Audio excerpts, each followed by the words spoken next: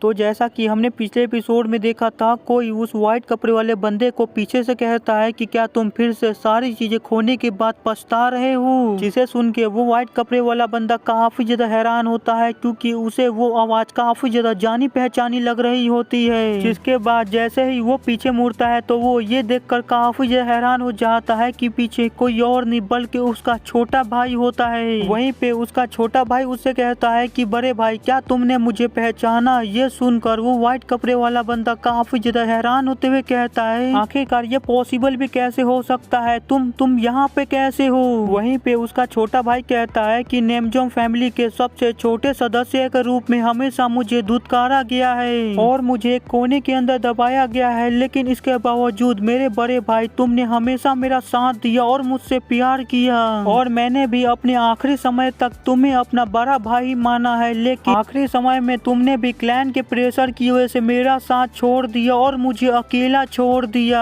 जिसकी वजह से मैं नशे और ड्रग्स के अंदर डूब गया और मेरा अंत काफी ज्यादा दर्दनाक हुआ। जिसे सुन के वो बंदा काफी ज्यादा हैरान हो जाता है। आगे उसका छोटा भाई कहता है, लेकिन मैं चाहता हूँ कि इस बार तुम सारी चीजों को चेंज करो और तुम अपने साथियों को बिल्कुल भी अकेला मत छोड़ो और फिर से किसी को भी मेरे जैसा मत होने दो, इसलिए मैं चाहता हूँ कि तुम यहाँ से आगे बढ़ो और बाहर निकलो। यही कहते हुए उसका छोटा भाई वहाँ से गायब हो जाता है। उसके गायब होते ही वहाँ पे एक स्केलेटन आ जाता है जो अपनी स्वॉर्ड को उस व्हाइट कपड़े वाले बंदे की तरफ कर देता है और उसे फाइट के लिए चुनौती देने लगता है। जिसे देख के वो व्हाइट कपड़े वाला बंदा सोचता है कि ये साफ साफ क्लियर है कि अगर मैं स्केलेटन से फाइट करता हूँ तो पक्का मैं इस फाइट को हार जाऊंगा, क्योंकि मेरी जो स्वॉर्ड है वो भी बहुत ही बुरी तरह से टूट चुकी है और मेरे अंदर भी अभी इतनी ज्यादा पावर नहीं बची है। लेकिन इसके बावजूद मैं इस लड़ाई को लड़ूंगा, क्योंकि मैं फिर से अपने दोस्तों को दोबारा नहीं खोना चाहता हूँ, क्योंकि एक बार पहले भी मेरी गलती की वजह से मैंने अपने भाई को खो दिया है और वो जो फीलिंग है मैं उसे फिर से दोबारा फील नहीं करना चाहता हूँ, चाहे इसके बदले मैं यहाँ पे अपनी लाइफ को ही क्यों नहीं खो देता हूँ। लेकिन इसके बावजूद मैं यहाँ पे लड़ूंगा, अपनी पूरी ताकत के साथ लड़ूंगा।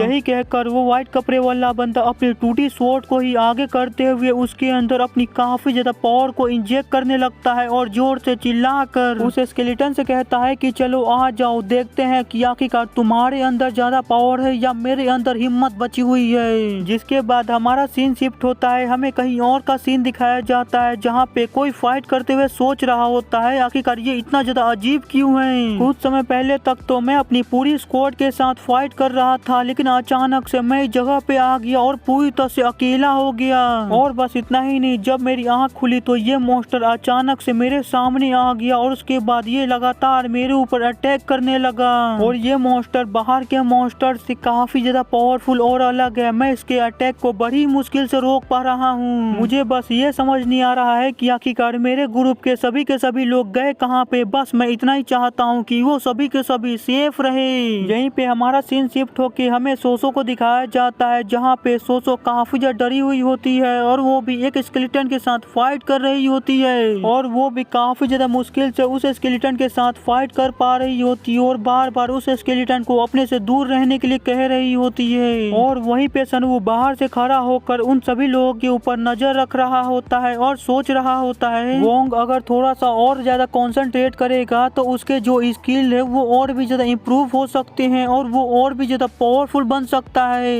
लेकिन सिर्फ ताकत ही मायने नहीं रखता है, बल्कि हमें ये भी जानना आना चाहिए कि आखिरकार हमारे अपोनेंट की कमजोरी और ताकत क्या है। अगर एक बार हमने ये जान लिया कि आखिरकार हमारे अपोनेंट की ताकत या कमजोरी क्या है, उसके बाद हम उसका फायदा उठा के अपने अपोनेंट्स को बड़ी आसानी से हरा सकते हैं। हालांकि वो सभी के सभी लोग अभी भी काफी ज्यादा अच्छी तरह से उन स्केलेटन से फाइट कर पा रहे हैं और उन स्केलेटन का सामना कर पा रहे हैं। क्या ये उनकी उस कड़ी ट्रेनिंग का असर है जो मैंने उन सभी लोगों से करवाया था? अगर ऐसा है तो सच में ये काफी ज्यादा अच्छा है और ये सभी लोग जितना ज्यादा लाइफ एंड डेथ के सिचुएशन से गुजरेंगे इनके लिए काफी ज्यादा अच्छा है, क्योंकि इनके अंदर जो छुपी हुई पोटेंशियल है वो जिंदगी और मौत के सिचुएशन में ही बाहर आएगी और अगर वो एक बार जाग गई तो इन लोगों की ताकत पहले से कई गुना ज्यादा बढ़ जाएगी। सनवू ये सब सोच ही रहा होता है कि तभी वो किसी चीज को महसूस करता है, जिसे महसूस कर वो काफी ज्यादा हैरान हो जाता है। जिसके बाद वो कहता है कि क्या तुम सच में यहाँ पे अपनी असली पहचान को रिवील करने की कोशिश कर रहे हो इसके बारे में मैंने पहले ही अंदाजा लगा लिया था।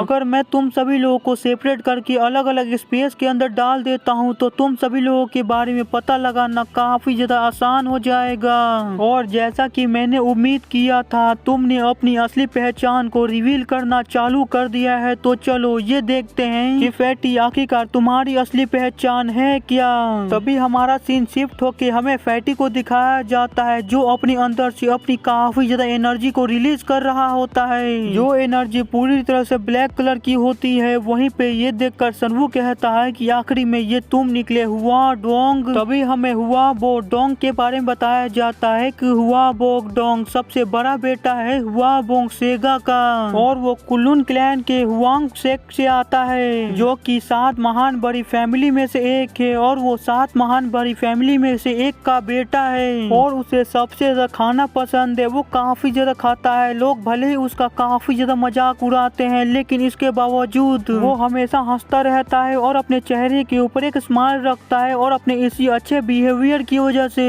लोग उसे जानते हैं और वो हमेशा से ऐसा ही था। वहीं पे हम दूसरी तरफ फैटी को देखते हैं जो कि पहले से अब काफी ज्यादा पावरफुल हो गया था, लेकिन साथ ही साथ वो अब पहले से काफी ज्यादा इविल भी हो गया है, जिसकी वजह से वो अपने सामने वाले अपोनेंट को काफी बुरी तरह से मार रहा होता है। जिसे देखकर सनवू कहता है कि जिस तरह वो अपने सामने वाले अपोनेंट को इतनी बुरी तरह से मार रहा है जो कि एक पीक वर्ल्ड का मार्शल आर्टिस्ट है, ये देखकर लगता है कि फैटी ने अपनी ताकत को काफी ज्यादा अच्छी तरह से हाइड करके रखा था, यहाँ तक कि उसे मैं तक नहीं देख पाया। भले ही वो जिसे फाइट कर रहा है वो एक स्केलेटन है, लेकिन वो भी इतना ज्यादा कमजोर नहीं है कि वो इतनी आसानी से हार जाए। लेकिन इसके बावजूद फैटी उसे काफी ज्यादा अच्छी तरह से फाइट कर रहा है और उसे लगातार पीछे की तरफ धकेला जा रहा है। फिर सनवू स्माइल करते हुए कहता है कि फैटी जबकि तुम अपनी इतनी ज्यादा ताकत लगा रहे हो तो चलो मैं इस चीज को थोड़ा और सीरियस बनाता हूँ। जिसके बाद दूसरी तरफ हम उस स्केलेटन को देखते हैं जिसके अंदर से काफी ज्यादा पावर रिलीज होने लगती है और उसके अंदर से काफी ज्यादा लार्ज अमाउंट में गोल्डन की रिलीज हो रही होती है, जिसे देखकर फैटी भी हंसते हुए कहता है कि चलो जबकि तुम भी इतना ज्यादा सीरियस हो रहे हो और अपनी पावर को इतना ज्यादा इंक्रीज कर रहे हो तो चलो मैं भी तुम्हें दिखाता हूँ कि आखिरकार एक असली पावर होती क्या है। यही कहते हुए फैटी भी अपनी पावर को काफी ज्यादा रिलीज करने लगता है और फिर उसके बाद उस स्केलेटन से कहता है कि चलो आ जाओ देखते हैं कि आखिरकार किसके अंदर कितनी ज्यादा पावर है। यही कहकर फैटी उस स्केलेटन के ऊपर एक अटैक करता है, जिस अटैक को वो स्केलेटन नीचे झुककर डॉज कर लेता है और उसके बाद काफी ज्यादा स्पीड में फैटी के ऊपर अटैक करने के लिए जाने लगता है। और यहीं पे आज का हमारा एपिसोड खत्म हो जाता है। तो वीडियो पसंद आया होगा तो लाइक कर दीजिएगा, नहीं आएगा फिर भी लाइक कर दीजिएगा। और चैनल काफी ज्यादा डाउन चल रहा है तो प्लीज चैनल को थोड़ा सा सपोर्ट कर दीजिएगा, और चैनल के ऊपर नए हैं तो चैनल को सब्सक्राइब कर लीजिएगा